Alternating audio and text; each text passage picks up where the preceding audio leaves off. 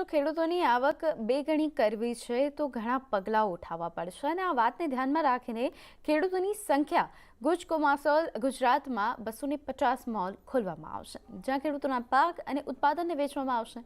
અને આ મોલ કઈ રીતે કામ કરશે તેની જાણકારી અમારા સંવાદદાતા કેતન જોશી આપી રહ્યા છે. આવો જોઈએ તેમનો આ ખાસ રિપોર્ટ. અમુક સમય બાદ ગુજરાતના મોટે ભાગના શહેરોમાં તમને ગુજકો માર્ટ નામના મોલ દેખાશે. ગુજરાતની સહકારી સંસ્થા ગુજકો મોસલ એટલે કે Gujarat state cooperative marketing federation limited આ મોલમાં અનાજ, શાકભાજી અને અન્ય ઉત્પાદન પોતે ખરીદશે અને વ્યાજબી ભાવે લોકોને વેચશે. આનાથી ખેડૂતો અને સામાન્ય ગ્રાહકોને સીધો ફાયદો થશે. ભારતની આ પહેલી સહકારી રિટેલ ચેન હશે. ગુજરાતની કોઈ પણ cooperative society value added project બનાવી શકે.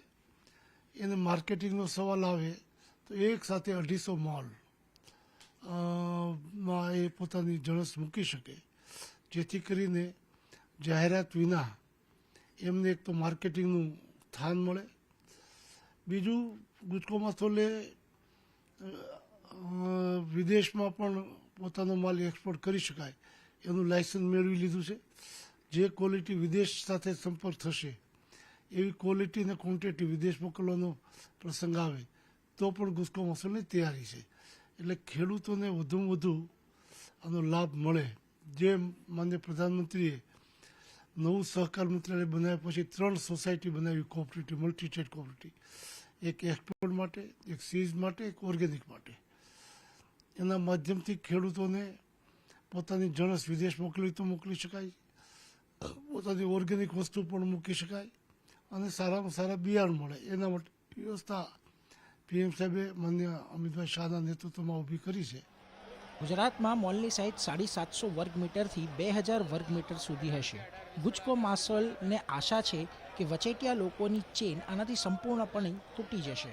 આ પ્રોજેક્ટમાં ગુજકો માસોલ 100 કરોડથી વધારે રોકાણ કરશે અને ખેડૂતો ભવિષ્યમાં શરૂ થનારા આ મોલથી ઘણા ખુશ છે. અત્યારે જો ગુજરાતમાં ગુજકો માસોલ 250 મોલ ખોલે છે, વહેલી તકે ખોલે છે, તો અત્યારે જે ભાવ મળી રહ્યા છે એના કરતાં સારા એવા ભાવ મળવાની આશા છે. આ મોલ જલ્દી ખુલી જવાનું છે. આ તરફ દેશમાં ખેડૂત આંદોલન ચાલી રહ્યું છે અને બીજી તરફ ગુજરાતમાં ખેડૂતોના હિતમાં આ પ્રકારના પગલાં ઉઠાવવામાં આવી રહ્યા છે, જેનાથી આગળ જઈને આખો દેશ આ પગલું ધ્યાનમાં રાખશે. ખેડૂતોનો પાક જો સીધો મોલની અંદર જ વેચાવા જાય તો ન માત્ર જગતના તાતને ફાયદો છે, પરંતુ આગળ જતા લોકોને પણ સસ્તા અનાજ અને શાકભાજી મળતા થઈ જશે. કેતન જોશી, અમદાવાદ.